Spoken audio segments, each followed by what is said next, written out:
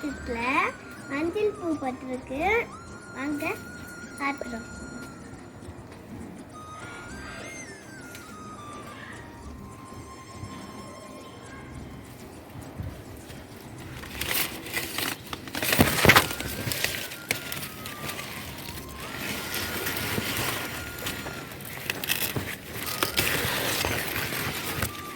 இங்கே பாருங்க மஞ்சள் பூ.